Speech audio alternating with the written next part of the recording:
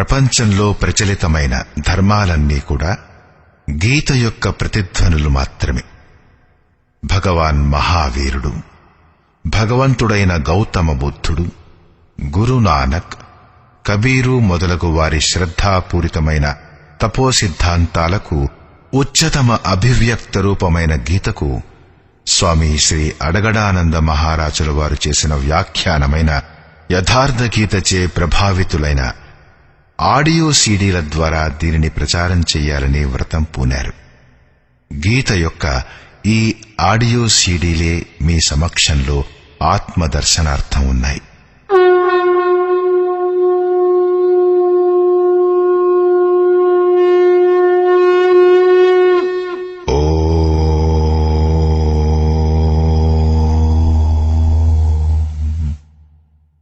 శ్రీ పరమాత్మనే నమః.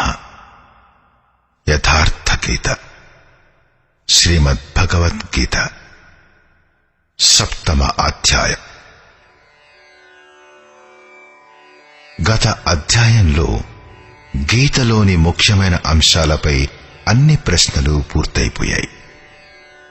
నిష్కామ కర్మయోగం, జ్ఞానయోగం, కర్మ, యజ్ఞస్వరూపం, దాని విధి, యోగం యొక్క వాస్తవిక స్వరూపం మరియు దాని పరిణామం మరియు అవతారం, వర్ణసంకరం, సనాతనం, ఆత్మలో స్థితులైన మహాపురుషులు కూడా లోకహితానికై కర్మ చెయ్యడం, యుద్ధం మొదలగు వాటిని గురించి విశదంగా చర్చించడమైంది.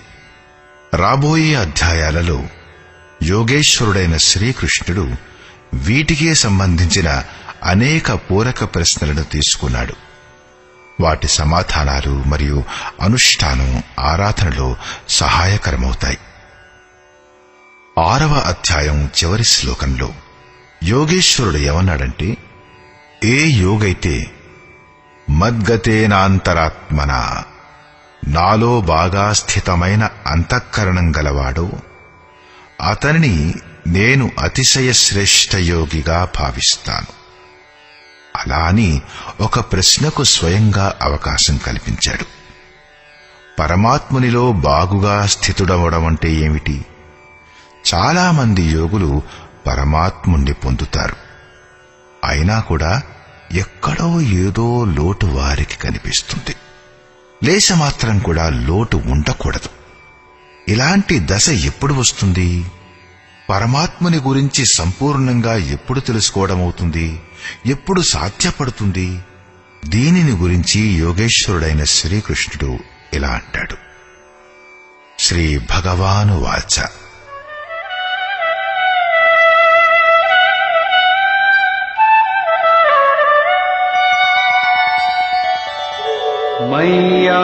మయ్యాసక్తమనాః పార్థ యోగం యుంజన్మదాశ్రయః అసంశయం సమగ్రం మాం యథా జ్ఞాస్యసి తచ్ఛృణు. పార్థ, బయటి విషయాల పట్లగాక నీవు నా పట్ల ఆసక్తిగల మనస్సు గలవాడవై, మదాశ్రయః అంటే మత్పరాయణుడువై, నా పరాయణుడువై యోగం యొక్క ఆచరణ చేస్తూ కర్మను వదిలేసి కాదు, సంశయరహితుడవై నన్ను తెలుసుకునే విధానం గురించి విను. దానిని తెలుసుకున్న తర్వాత కొంచెం కూడా సంశయం ఉండదు. విభూతుల యొక్క ఆ సమగ్ర జ్ఞానం గురించి తిరిగి ఇలా అంటాడు. జ్ఞానం తేహం సవిజ్ఞానం ఇదం వక్ష్యామ్యశేషతః యజ్ఞాత్వా నేహ భూయోన్యత్ జ్ఞాతవ్యమవశిష్యతే.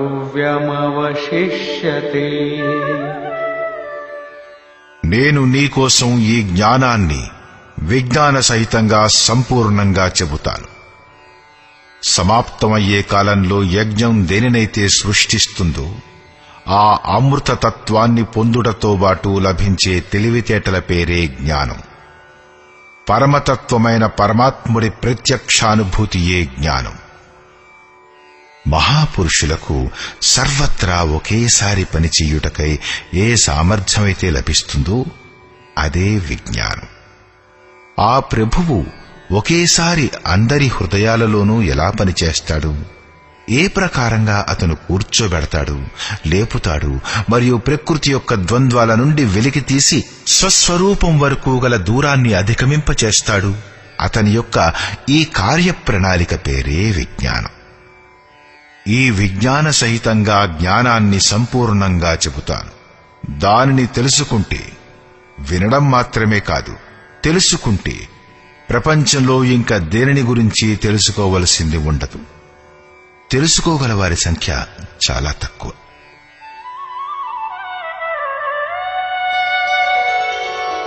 మనుష్యాణాం సహస్రేషు కశ్చిద్యతతి సిద్ధయే యతతామపి సిద్ధానాం కశ్చిన్మాం వేత్తి తత్వతః. వేల మంది మనుష్యులలో ఎవడో ఒక్కడే నన్ను పొందుటకై ప్రయత్నిస్తాడు. అలా ప్రయత్నం చేసే వారిలో కూడా ఎవరో దుర్లభమైన ఒక్క పురుషుడే నన్ను తత్వంతో సాక్షాత్కారంతో పాటు తెలుసుకుంటాడు. ఇప్పుడు సమగ్రమైన తత్వం ఎక్కడుంది? ఒక స్థానంలో పిండరూపంలో ఉందా, లేక సర్వత్రా వ్యాప్తమై ఉందా? అప్పుడు యోగేశ్వరుడు శ్రీకృష్ణుడు అంటాడు,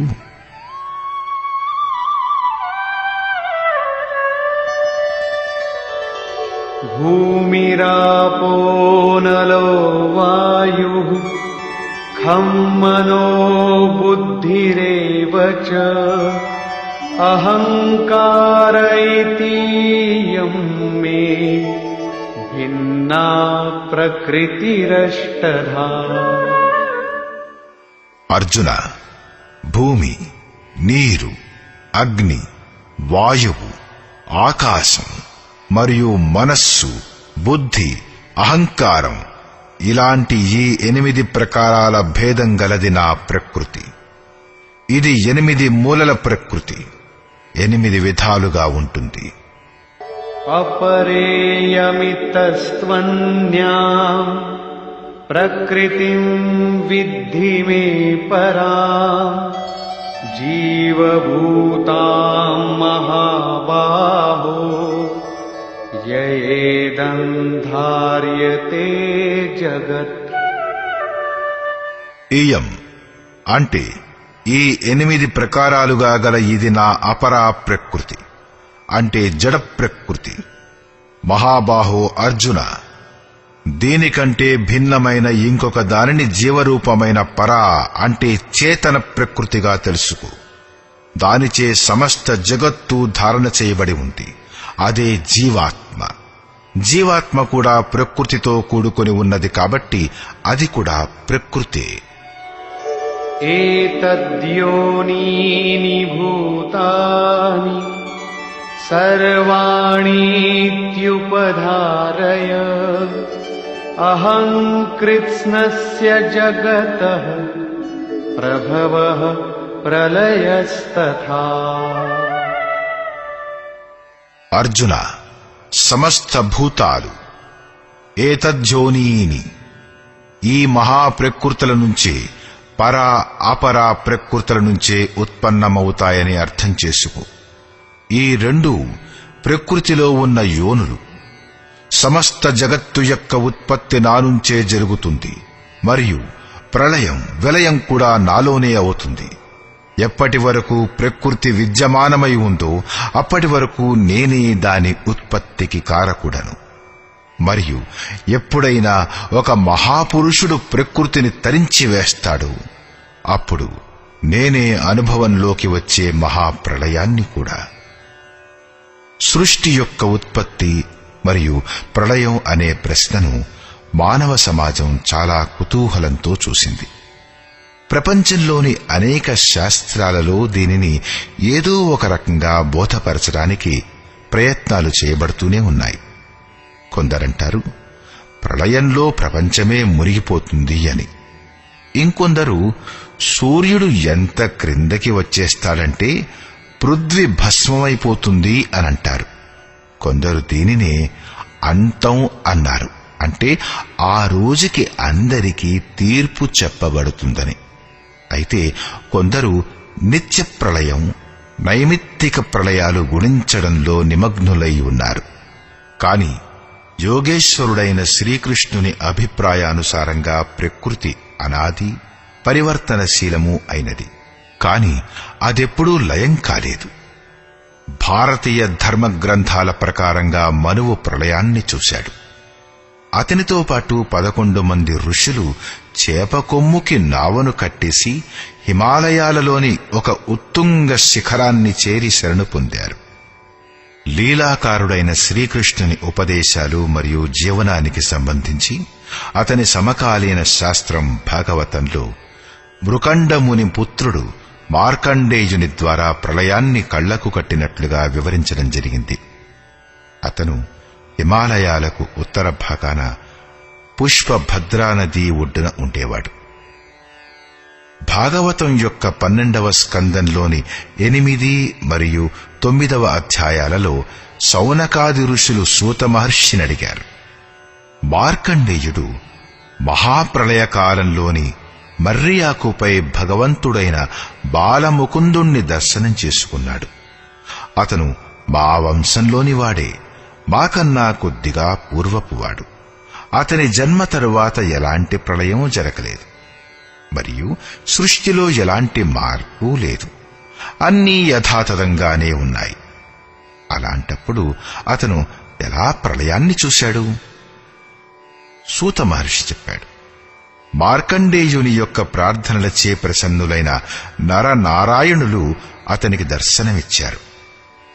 మార్కండేయుడు ప్రార్థించాడు. దేని వలననైతే ప్రేరితమై ఈ ఆత్మ అనంత యోనులలో భ్రమణం చేస్తుందో అటువంటి మీ మాయను నేను చూడాలని కోరుకుంటున్నాను. భగవంతుడు అతని ప్రార్థనను అంగీకరించాడు. అతడు భగవంతుని చింతనలో తన్మయుడై ఉండగా అతనేం చూశాడంటే, 4 వైపుల నుంచి సముద్రం పొంగుతూ అతని పైకి రాసాగింది. దానిలో మొసళ్లు ఎగిరెగిరి పడుతున్నాయి. వాటి పట్టులోకి మార్కండేయ ఋషి కూడా వస్తున్నాడు.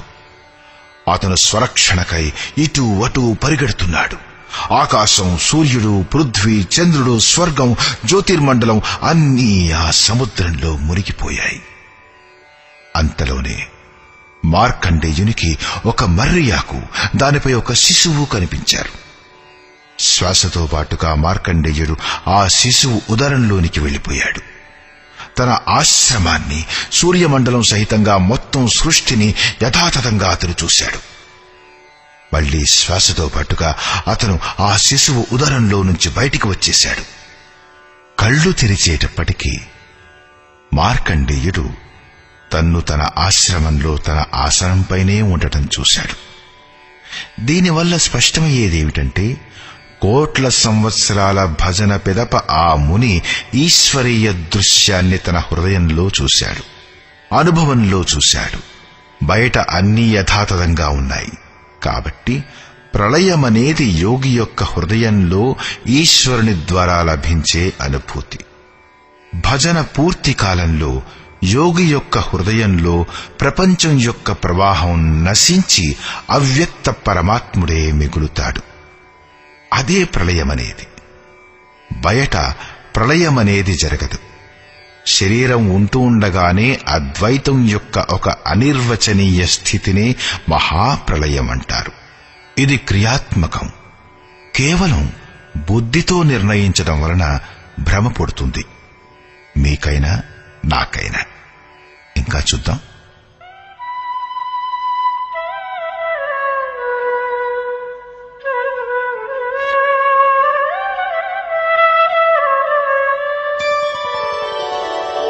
మత్తః పరతరం నాన్యత్ కించిదస్తి ధనంజయ మయి సర్వమిదం ప్రోతం సూత్రే మణిగణా ఇవ. ధనంజయ, నన్ను తప్పించి కించిన్ మాత్రం కూడా ఇంకో వస్తువంటూ లేదు. ఈ సంపూర్ణ జగత్తు దారంలో మణుల్లాగా నాలో గుచ్చబడింది. ఉంది కాని తెలుసుకునేటప్పుడు ఈ అధ్యాయం మొదటి శ్లోకంలో చెప్పినట్లుగా ఎప్పుడైతే యోగి అనన్య ఆసక్తి అనన్య భక్తితో నా పరాయణుడవుతాడో అప్పుడు. అలా కాకుండా ఇంకో మార్గం లేదు. యోగాచరణ తప్పదు.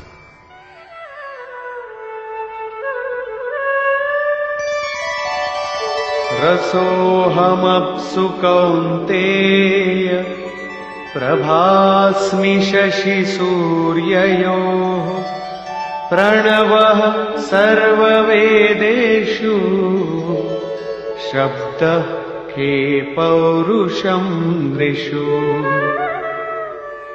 కౌంతేయ, నీటిలో రసాన్ని నేను, చంద్రుడు మరియు సూర్యుడిలోని ప్రకాశం నేను, సంపూర్ణ వేదాలలో ఓంకారాన్ని, స్వయం ఆకారాన్ని నేను, ఆకాశంలో శబ్దాన్ని, పురుషులలో పురుషత్వాన్ని నేను, మరియు నేను పుణ్యో గంధః పృథివ్యాం చ తేజశ్చాస్మి విభావసౌ జీవనం సర్వభూతేషు తపశ్చాస్మి తపస్విషు. పృథ్వీలో పవిత్ర సువాసన మరియు అగ్నిలోని తేజాన్ని నేను, సమస్త జీవులలో జీవాన్ని, తపస్సులలోని తపస్సు నేనే. బీజం మాం సర్వభూతానాం విద్ధి పార్థ సనాతనం బుద్ధిర్బుద్ధిమతామస్మి తేజస్తేజస్వినామహం. పార్థ, సమస్త భూతాలకు సనాతన కారణం అంటే బీజాన్ని నేనే అని నీవు తెలుసుకో. బుద్ధిమంతులలో బుద్ధిని మరియు తేజస్సులలోని తేజాన్ని నేనే. ఇదే క్రమంలో యోగేశ్వరుడైన శ్రీకృష్ణుడంటాడు,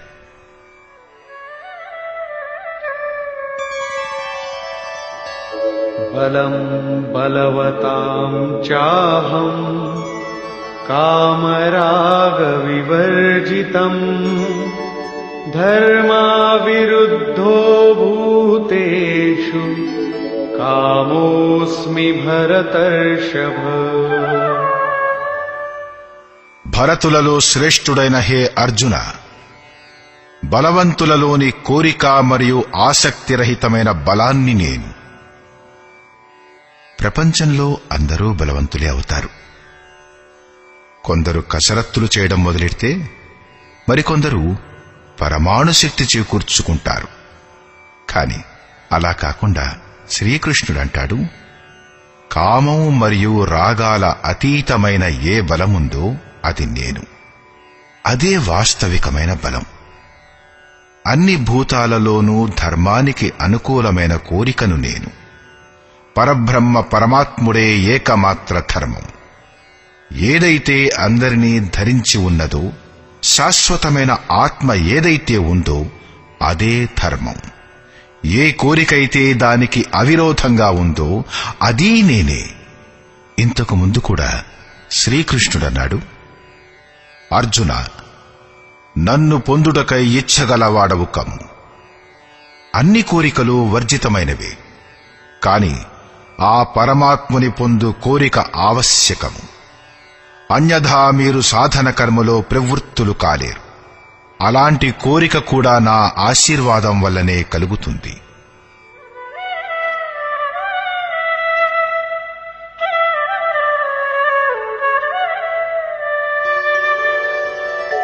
ये चैव सात्विका भावा राजसास्तामसाश्च ये मत्त एवेति तान् विद्धि न त्वहं तेषु ते मयि.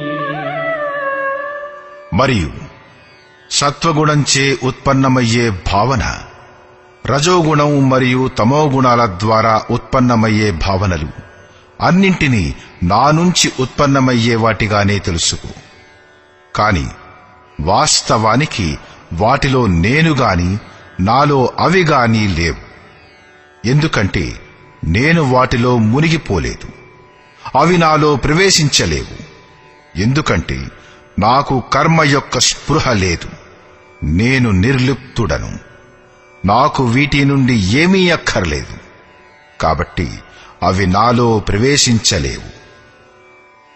ఏ ప్రకారంగా ఆత్మ యొక్క ఉనికి వల్లనే శరీరానికి ఆకలి దాహం అవుతాయో, అదే ప్రకారంగా పరమాత్ముడి ఉనికిలోనే ప్రకృతి తన పని చెయ్యగలుగుతుంది. కాని పరమాత్ముడు దాని గుణాల నుంచి మరియు కార్యకలాపాల నుంచి నిర్లిప్తుడై ఉంటాడు. त्रिभिर्गुणमयैर्भावैः एभिः सर्वमिदं जगत् मोहितं नाभिजानाति मामेभ्यः परमव्ययम्. సాత్వికం, రాజసం మరియు తామసం ఈ మూడు గుణాల యొక్క కార్యరూపాలైన భావాలతో ఈ జగత్తంతయు మోహితమవుతూ ఉంది. అందుచేతనే జనులు ఈ మూడు గుణాలకు అతీతమైన అవినాశుడనైన నన్ను తత్వంతో చక్కగా తెలుసుకోలేరు. నేను ఈ మూడు గుణాల కంటే అతీతమైన వాడిని. అంటే ఎప్పటి వరకు ఈ మూడు గుణాల ఆచ్ఛాదన కొంచెం కూడా మిగిలి ఉంటుందో అప్పటి వరకు ఎవరూ నన్ను తెలుసుకోలేరు. అతను, ఆ సాధకుడు ఇంకా పురోగమించాలి. అతను ఇంకా బాటసారియే. మరియు दैवी ह्येषा गुणमयी मम माया दुरत्यया मामेव ये प्रपद्यन्ते मायामेतान्तरन्ति ते. ఈ త్రిగుణాలతో సంయుక్తమైన నా అద్భుత మాయ దుష్కరమైనది. కాని ఏ పురుషుడైతే నన్నే నిరంతరం భజన చేస్తాడో అతను ఈ మాయను దాటగలుగుతాడు. ఈ మాయ దైవ సంబంధమైనదే కాని ఊదువత్తులు వెలిగించి దీనికి పూజలు చేయకండి. దీనిని దాటాలి. न मां दुष्कृतिनो मूढाः प्रपद्यन्ते नराधमाः माययापहृतज्ञानाः आसुरं भावमाश्रिताः. ఎవరైతే నిరంతరం నా భజన చేస్తారో వారికే ఈ విషయం తెలుసును. అయినా లోకులు భజన చెయ్యరు. ఎవరి జ్ఞానమైతే మాయ ద్వారా అపహరించబడిందో, ఎవరైతే ఆసురీ స్వభావాన్ని ధారణ చేసి ఉన్నారో, ఎవరైతే మనుష్యులలో అధములో కామక్రోధాది దుష్కర్మలను చేస్తారో అటువంటి మూఢులు నా భజన చెయ్యరు. మరి భజన చేసేదెవరు? चतुर्विधा भजन्ते मां जनाः सुकृतिनोऽर्जुन आर्तो जिज्ञासुरर्थार्थी ज्ञानी च भरतर्षभ. భరతులలో శ్రేష్ఠుడైన హే అర్జున, సుకృతినః ఉత్తమం అంటే నియతకర్మ చేసేవారు, అర్ధార్థి అంటే సకాములు, ఆర్తః అంటే దుఃఖాల నుంచి ముక్తిని కోరుకునేవారు, జిజ్ఞాసు అంటే ప్రత్యక్షంగా తెలుసుకోవాలనే కోరిక గలవాడు, మరియు జ్ఞానులు అంటే ప్రవేశం పొందే స్థితిలో ఉన్నవారు. ఈ 4 రకాల భక్తులు నన్ను భజిస్తారు. అర్థం అంటే దేని వలననైతే మన శరీరానికి లేక దానికి సంబంధించిన కోరికలు పూర్తవుతాయో ఆ వస్తువు కాబట్టి అర్థ కోరికలు అన్నీ ఆ భగవంతుని ద్వారా ముందే పూర్తవుతాయి. శ్రీకృష్ణుడంటాడు, నేనే పూర్తి చేస్తాను. కాని అర్థ అంటే వాస్తవానికి ఇంతే కాదు, ఆత్మ యొక్క సంపత్తే స్థిర సంపత్తి. అదే అసలైన అర్థం. ప్రాపంచిక అర్థం పూర్తి చేస్తూ చేస్తూ భగవంతుడు వాస్తవిక అర్థం ఆత్మిక సంపత్తి వైపుకు నడిపిస్తాడు. ఎందుకంటే ఇంతటితోనే తన భక్తుడు సుఖం పొందలేడని అతనికి తెలుసు. కాబట్టి అతను ఆత్మిక సంపత్తిని కూడా ఇవ్వడం మొదలు పెడతాడు. లోకలాహు పరలోక నిబాహు. లోకంలో లాభం మరియు పరలోకంలో నిర్వాహం, ఈ రెండూ భగవంతుని వస్తువులు. తన భక్తుణ్ణి వట్టిగా వదిలివేయడు. ఆర్త అంటే దుఃఖించేవారు. జిజ్ఞాసు సమగ్రంగా తెలుసుకోవాలనే కోరిక గలవారు. జిజ్ఞాసువులు నా యొక్క భజన చేస్తారు. సాధన యొక్క పరిపక్వ అవస్థలో దిగ్దర్శనం అంటే ప్రత్యక్ష దర్శనం చేసే దశలో గల జ్ఞానులు కూడా నా భజన చేస్తారు. ఈ ప్రకారంగా 4 రకాల భక్తులు నా భజన చేస్తారు. వారిలో జ్ఞానులు శ్రేష్ఠులు. అంటే జ్ఞానులు కూడా భక్తులే. వీరందరిలో కూడా తేషాం జ్ఞానీ నిత్యయుక్త ఏకభక్తిర్విశిష్యతే ప్రియో హి జ్ఞానినోత్యర్థం అహం స చ మమ ప్రియః. అర్జున, వారిలో కూడా నిత్యం నాలో ఏకీభావంతో స్థితులైన అనన్య భక్తులైన జ్ఞానులు విశిష్టమైన వారు. ఎందుకంటే సాక్షాత్కార సహితంగా తెలుసుకునే జ్ఞానులకు నేను అత్యంత ప్రియుడను. మరియు ఆ జ్ఞానులు కూడా నాకు అత్యంత ప్రియులు. ఆ జ్ఞాని నా స్వరూపం కలవాడే. ఉదారాః సర్వ ఏవైతే జ్ఞానీ త్వాత్మైవ మే మతం ఆస్థితః స హి యుక్తాత్మా మామేవానుత్తమాం గతిం. ఆ 4 రకాల భక్తులు ఉదారులే. ఏ ఉదారత చూపించారు? మీరు భక్తి చూపడం వలన దేవుడికేమైనా లాభమా? భగవంతుడిలో ఏదైనా తక్కువ ఉంది గనకనా? ఆ లోటును మీరు పూడుస్తారా? అలా కాదు. వాస్తవానికి ఎవడు తన ఆత్మను అధోగతిలో పడయ్యక దాన్ని ఉద్ధరించడానికై అగ్రసరుడవుతాడో అతనే ఉదారుడు. ఈ ప్రకారం వారందరూ ఉదారులే. అయినా కాని జ్ఞానులు మాత్రం సాక్షాత్తు నా స్వరూపులే. అలాని నేను భావిస్తాను. ఎందుకంటే ఆ స్థిరబుద్ధి గల జ్ఞానులైన భక్తులు సర్వోత్తమ గతి స్వరూపమైన నాలోనే స్థితులై ఉంటారు. అంటే వారే నేను, నాలో వారుంటారు. నాలోనూ వారిలోనూ ఏ భేదం లేదు. దీనిపై మళ్లీ నొక్కి చెప్పాడు. బహూనాం జన్మనామంతే జ్ఞానవాన్ మాం ప్రపద్యతే వాసుదేవః సర్వమితి సమహాత్మా సుదుర్లభః. అభ్యాసం చేస్తూ చేస్తూ చాలా జన్మల తరువాత చివరి జన్మలో పరమాత్ముణ్ణి పొందే జన్మలో సాక్షాత్కారాన్ని పొందిన జ్ఞానులు అంతా వాసుదేవమయం అంటూ నా భజన చేస్తారు. అటువంటి మహాత్ములు చాలా అరుదు. అతను ఏ వాసుదేవుని ప్రతిమను ప్రతిష్ఠించడు. కాని తనలోనే ఆ పరమదేవుడు ఉండటాన్ని చూస్తాడు.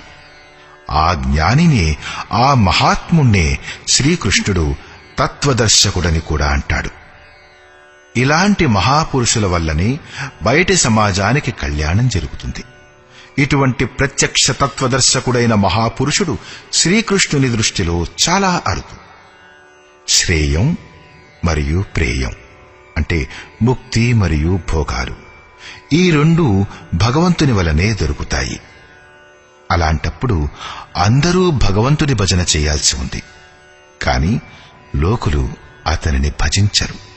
ఎందువలన? శ్రీకృష్ణుడి మాటల్లోనే.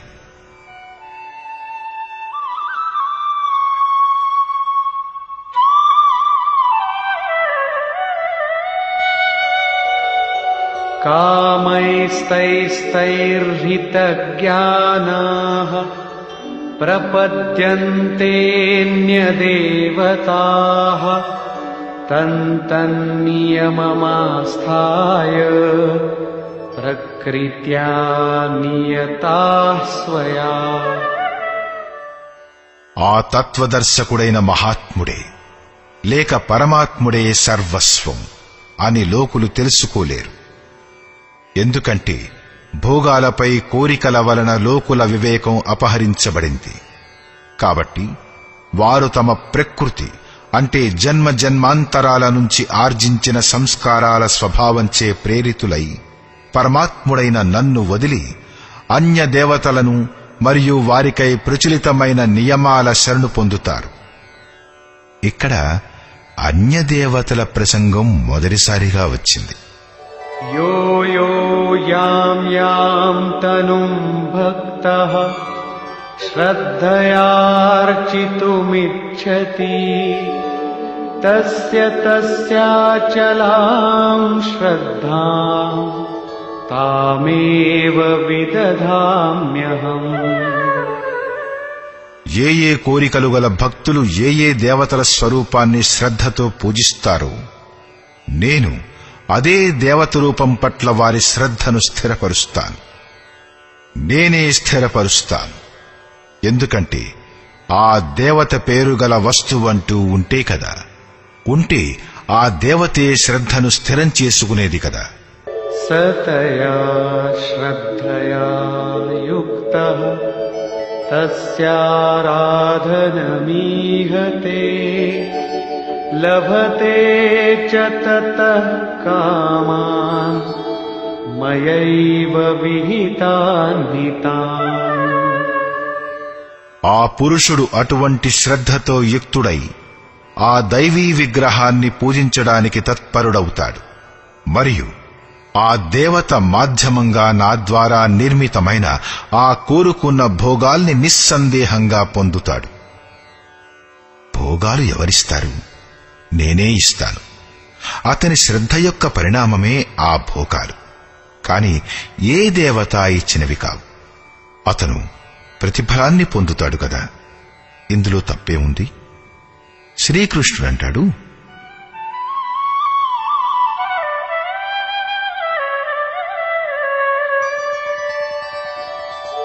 अन्तवत्तु फलम् तेषाम् तद्भवत्यल्पमेधसाम् देवान् देवयजो यान्ति मद्भक्ता यान्ति मामपि.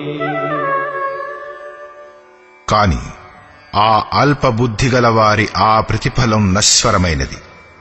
ఈనాడు ప్రతిఫలం ఉంది, కాని అనుభవిస్తూ ఉంటే వినష్టమైపోతుంది. కాబట్టి అది నశించిపోయేది. దేవతలను పూజించువారు దేవతలనే పొందుతారు. అంటే దేవత కూడా నశించున్నది. దేవతల నుంచి మొదలుకొని యావన్మాత్ర జగత్తంతయు పరివర్తనశీలము మరియు మరణధర్మం గలది. నా భక్తుడు నన్నే పొందుతాడు. ఏదైతే అవ్యక్తమో అలాంటి నైష్ఠిక పరమశాంతినే పొందుతాడు. 3వ అధ్యాయంలో యోగేశ్వరుడైన శ్రీకృష్ణుడన్నాడు, ఈ యజ్ఞం ద్వారా మీరు దేవతలను అంటే దైవీ సంపదను ఉన్నతం చెయ్యండి. ఎలా దైవీ సంపద యొక్క ఉన్నతి అవుతుందో అదే మీ ఉన్నతి. క్రమంగా ఉన్నతి చెందుతూ చెందుతూ పరమశ్రేయాన్ని పొందండి. ఇక్కడ దేవతలంటే ఆ దైవీ సంపద యొక్క సమూహం. దానివలన పరమదేవుడైన పరమాత్ముని దైవత్వం ఆర్జించబడుతుంది. దైవీ సంపద మోక్షానికి అవసరం. దాని యొక్క 24 లక్షణాల నిరూపణ గీత యొక్క 16వ అధ్యాయంలో చేయబడింది. దేవత హృదయంలోని అంతరంగంలో పరమదేవుడైన పరమాత్ముని యొక్క దైవత్వాన్ని ఆర్జించి పెట్టే సద్గుణాల పేరు. ఇది లోపలి వస్తువైనా సరే, తరువాతి కాలంలో లోకులు లోపలి వస్తువును బయట చూడడం ప్రారంభించారు. విగ్రహాల్ని స్థాపించారు, కర్మకాండలను రచించారు, వాస్తవికత నుంచి దూరమైపోయారు. శ్రీకృష్ణుడు ఈ భ్రాంతిని ఇందాక మనం చెప్పుకున్న 4 శ్లోకాలలో ఖండించాడు. గీతలో మొదటిసారిగా అన్యదేవతలు అంటూ అతనన్నాడు. దేవతలు లేనేలేరు. లోకుల శ్రద్ధ ఎక్కడైతే ఏర్పడుతుందో అక్కడ నేనే నిలబడి వారి శ్రద్ధను దృఢపరుస్తాను. నేనే అక్కడ ఫలాన్ని కూడా ఇస్తాను. ఆ ఫలం కూడా నశ్వరమైనది. ప్రతి ఫలం వినష్టమైపోతుంది. దేవతలు నష్టమైపోతారు, మరియు దేవతలను పూజించువారు కూడా నష్టమైపోతారు. ఎవరి వివేకమైతే నష్టమైపోతుందో అలాంటి మూఢబుద్ధి గలవారే అన్యదేవతల్ని పూజిస్తారు. శ్రీకృష్ణుడు ఇంకా ఏమంటాడంటే, అన్యదేవతలను పూజించే విధానమే అయుక్తి సంగతమైంది.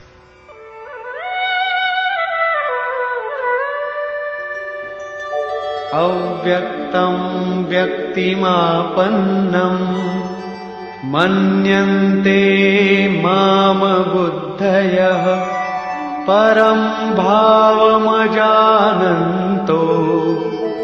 మమావ్యయమనుత్తమం. దేవతల పేరు మీద దేవతల పేరుగల ఏ వస్తువు లేనప్పుడు ఏ ప్రతిఫలమైతే దొరుకుతుందో అది కూడా నశించునదైనప్పటికీ లోకులు నన్ను భజించరు. ఎందుకంటే బుద్ధిహీనులైన పురుషులు, అంటే కోరికల ద్వారా ఎవరి జ్ఞానమైతే అపహరించబడిందో వారు, అట్టి పురుషులు నా సర్వోత్తమ అవినాశీ పరమ ప్రభావాన్ని తెలుసుకోలేరు. కాబట్టి వారు అవ్యక్త పురుషుడనైన నన్ను వ్యక్తిభావాన్ని పొందినవానిగా అనుకుంటారు, మనుష్యుడననుకుంటారు. అంటే శ్రీకృష్ణుడు శరీరధారి అయిన యోగి, యోగేశ్వరుడు. ఎవరైతే స్వయంగా యోగో మరియు ఇతరులకు కూడా యోగాన్ని ప్రదానం చేయగల సామర్థ్యం ఎవరి దగ్గర ఉంటుందో వారిని యోగేశ్వరుడు అంటారు. సాధన యొక్క సరైన దారిలో క్రమంగా ఉత్థానమవుతూ మహాపురుషుడు కూడా ఆ పరమభావంలో స్థితుడైపోతాడు. శరీరధారులై ఉంటూ కూడా వారు అదే అవ్యక్త స్వరూపంలో స్థితులైపోతారు. అయినా గాని కోరికలచే వివశులైన మందబుద్ధిగల లోకులు అతన్ని సాధారణ వ్యక్తిగానే భావిస్తారు. అతను మనలాగే పుట్టాడు, భగవంతుడెలా అవుతాడు అని అనుకుంటారు. అలాంటి వారి దోషం ఏమిటి? దృష్టికి మొదట శరీరమే కనిపిస్తుంది. వారు మహాపురుషుని వాస్తవిక స్వరూపాన్ని ఎందుకు చూడలేరు? యోగేశ్వరుడైన శ్రీకృష్ణుడంటాడు,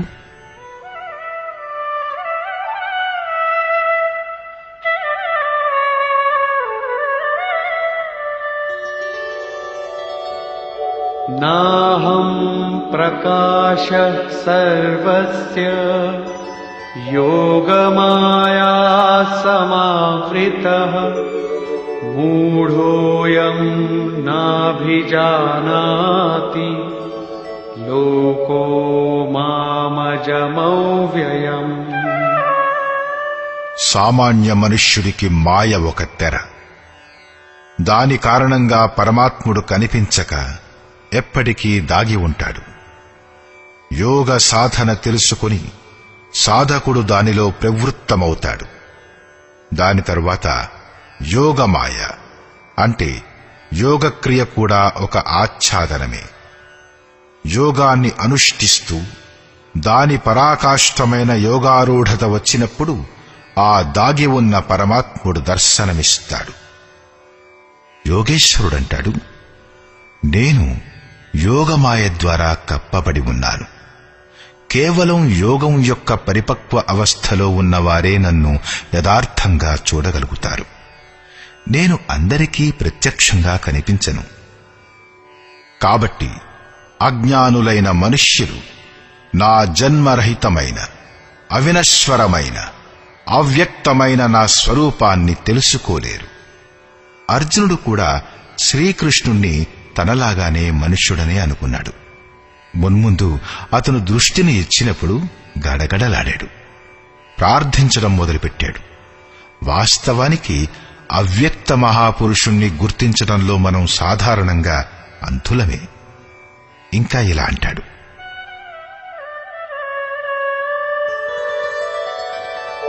వేదాహం సమతీతాని వర్తమానాని చార్జున భవిష్యాణి చ భూతాని మాం తు వేద న కశ్చన. అర్జున, ఇంతకు ముందున్న ప్రాణులు, వర్తమానంలోనూ మరియు భవిష్యత్తులోనూ పుట్టబోయే సమస్త ప్రాణులు నాకు తెలుసు.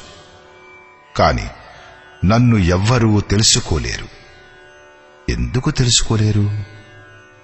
ఇచ్ఛాద్వేష సముత్థేన ద్వంద్వమోహేన భారత సర్వభూతాని సమ్మోహం సర్గే యాంతి పరంతప.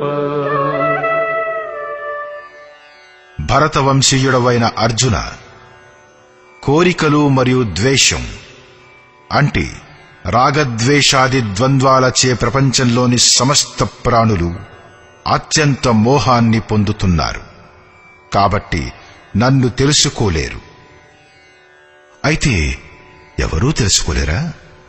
దీని గురించి యోగేశ్వరుడైన శ్రీకృష్ణుడు ఇలా అంటాడు: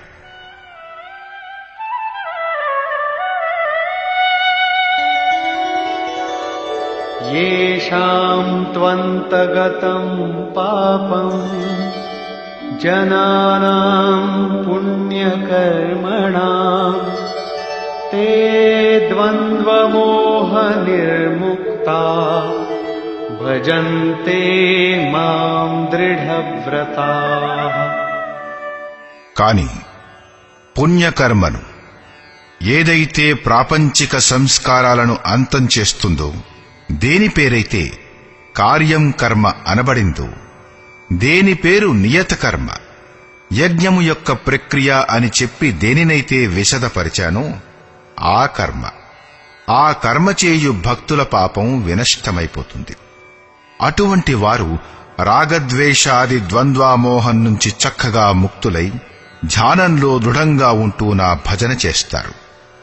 ఎందుకని భజన చేస్తారు? జరామరణమోక్షాయ మామాశ్రిత్య యతంతి యే తే బ్రహ్మ తద్విదు కృత్స్నం అధ్యాత్మం కర్మ చాఖిలం. ఎవరైతే నా శరణుజొచ్చి జరా మరణాల నుంచి ముక్తి పొందడానికై ప్రయత్నం చేస్తారో ఆ పురుషులు ఆ బ్రహ్మను, సంపూర్ణ ఆధ్యాత్మిక తత్వము మరియు సంపూర్ణ కర్మను గురించి తెలుసుకుంటారు. సాధిభూతాధిదైవం మాం సాధియజ్ఞం చ యే విదుః ప్రయాణకాలేపి చ మాం తే విదుర్యుక్తచేతసః. ఏ పురుషుడైతే అధిభూతం, అధిదైవం మరియు అధియజ్ఞాల సహితంగా నన్ను తెలుసుకుంటాడు, నాలో సమాహితమైన చిత్తం గలవాడవుతాడో ఆ పురుషుడు అంతిమ దశలో కూడా నన్నే తెలుసుకుంటాడు, నాలోనే స్థితుడై ఉంటాడు, ఎల్లప్పుడూ నాకు అందుబాటులో ఉంటాడు. 26వ, 27వ శ్లోకాలలో శ్రీకృష్ణుడు ఈ విధంగా చెప్పాడు: నన్నెవరూ తెలుసుకోలేరు, ఎందుకంటే వారు మోహగ్రస్తులై ఉన్నారు. కాని ఎవరైతే ఆ మోహం నుంచి ముక్తికై ప్రయత్నశీలురై ఉంటారో వారు సంపూర్ణ బ్రహ్మను, సంపూర్ణ ఆధ్యాత్మికతను, సంపూర్ణ కర్మను, సంపూర్ణ అధిభూతాన్ని, సంపూర్ణ అధిదైవాన్ని, సంపూర్ణ అధియజ్ఞం సహితంగా నన్ను తెలుసుకుంటారు. అంటే వీటన్నిటికీ పరిణామం నేనే, అంటే సద్గురువే. వారే నన్ను తెలుసుకుంటారు. ఎవరూ నన్ను తెలుసుకోలేరని కాదు. సారాంశం: 7వ అధ్యాయంలో యోగేశ్వరుడు శ్రీకృష్ణుడు చెప్పాడు, అనన్యభావంతో నాకు సమర్పితమై నా ఆశ్రితులై ఎవరైతే యోగాన్ని ఆచరిస్తారో వారు సమగ్రంగా నన్ను తెలుసుకుంటారు. నన్ను తెలుసుకునేందుకు వేలాది మందిలో ఎవరో ఒక్కరే ప్రయత్నం చేస్తారు. ప్రయత్నం చేసేవారిలో కూడా ఎవరో ఒక్కరే తెలుసుకోగలరు. అతడు నన్ను పిండ రూపంలో ఏదో ఒక దేశానికి చెందినవానిగా కాకుండా సర్వత్రా వ్యాప్తమై ఉన్నట్లు చూస్తాడు. 8 భేదాలు గలదై నా జడ ప్రకృతి ఉంది. మరియు దీని అంతరాళంలో జీవరూపమైన నా చేతన ప్రకృతి ఉంది. ఈ రెండింటి సంయోగంతోనే ఈ జగత్తు నిలిచి ఉంది. తేజస్సు మరియు బలము నా వల్లనే లభిస్తాయి. రాగం మరియు కోరికలు లేని బలం, ధర్మానుకూలమైన కోరికను కూడా నేను. అలాగైతే కోరికలన్నీ కూడా వర్జింపబడేవి. కాని నన్ను పొందవలనని కోరుకొనుము. అలాంటి కోరిక కలగడం కూడా నా ప్రసాదమే. కేవలం పరమాత్మను పొందాలనే కోరికే ధర్మానుకూలమైన కోరిక. శ్రీకృష్ణుడన్నాడు, నేను 3 గుణాల కంటే అతీతమైన వాణ్ణి, పరమాన్ని స్పృశించి పరమభావంలో స్థితుడైన వాణ్ణి. కాని భోగాసక్తుడైన మూఢ పురుషుడు తిన్నగా నన్ను భజించక అన్య దేవతలను ఉపాసిస్తాడు. అయినా అక్కడ దేవతలు అనేవాళ్లెవ్వరూ లేరు. రాళ్లు, నీళ్లు, చెట్లు దేనిని వారు పూజించదలిచినా దానిలోనే వారి శ్రద్ధను నేను దృఢమూ స్థిరమూ చేస్తాను. వాని వెనక నిలబడి నేనే ప్రతిఫలాన్నిస్తాను. ఎందుకంటే అక్కడ ఏ దేవత లేదు. దేవతల వద్ద ఎలాంటి భోగమూ లేదు. లోకులు నన్ను సాధారణ మనుష్యుడననుకుని భజన చెయ్యరు. ఎందుకంటే నేను యోగ ప్రక్రియ ద్వారా కప్పబడి ఉన్నాను. అనుష్ఠానం చేస్తూ చేస్తూ యోగమాయను దాటిన వారే శరీరధారుడనైన నన్ను అవ్యక్త రూపంలోనే తెలుసుకుంటారు. నా భక్తులు 4 రకాలు: అర్థార్థి, ఆర్తుడు, జిజ్ఞాసు మరియు జ్ఞాని. చింతన చేస్తూ చేస్తూ అనేక జన్మల తర్వాత అంతిమ జన్మలో పరమాత్ముణ్ణి పొందు జ్ఞాని నా యొక్క స్వరూపుడే. అంటే అనేక జన్మలలో చింతన చేసి ఆ భగవత్ స్వరూపాన్ని పొందవచ్చును. రాగద్వేషాల మోహంలో కూరుకుపోయిన మనుష్యులు నన్ను ఎప్పటికీ తెలుసుకోలేరు. కాని రాగద్వేషాలచే రహితులై ఎవరైతే నియత కర్మ యొక్క చింతన చేస్తూ జరామరణాల నుంచి ముక్తి పొందాలని ప్రయత్నం చేస్తాడో ఆ పురుషుడు సంపూర్ణ రూపంతో నన్ను తెలుసుకుంటాడు. వారు సంపూర్ణ బ్రహ్మను, సంపూర్ణ ఆధ్యాత్మతత్వమును, సంపూర్ణ అధిదైవాన్ని, సంపూర్ణ కర్మను మరియు యజ్ఞంతో సహితంగా సంపూర్ణంగా నన్ను తెలుసుకుంటారు. వారు నాలో ప్రవేశిస్తారు మరియు చివరి కాలంలో కూడా నన్నే తెలుసుకుంటారు. అంటే మళ్లీ ఎప్పుడూ విస్మృతి పొందరు, అంటే మరచిపోరు. ఈ అధ్యాయంలో పరమాత్ముణ్ణి సమగ్రంగా తెలుసుకునే వివరణ ఉంది. ఓం తత్సదితి. శ్రీమద్భగవద్గీతాసూపనిషత్సు బ్రహ్మ విద్యాయాం యోగశాస్త్రే శ్రీకృష్ణార్జున సంవాదే సమగ్రబోధ నామ 7వ. ఈ ప్రకారంగా శ్రీమద్భగవద్గీత రూపమైన ఉపనిషత్తు మరియు బ్రహ్మ విద్య మరియు యోగ శాస్త్రమనే విషయంలో శ్రీకృష్ణుడు మరియు అర్జునుడి సంవాదంలో సమగ్రబోధ అనే 7వ అధ్యాయం పూర్తయింది.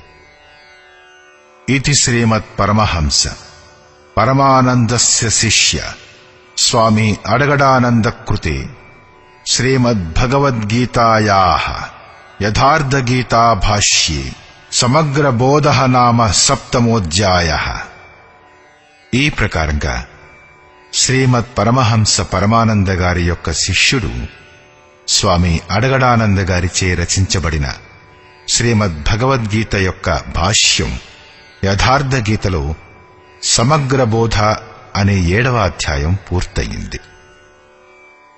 హరి ఓం తత్సత్.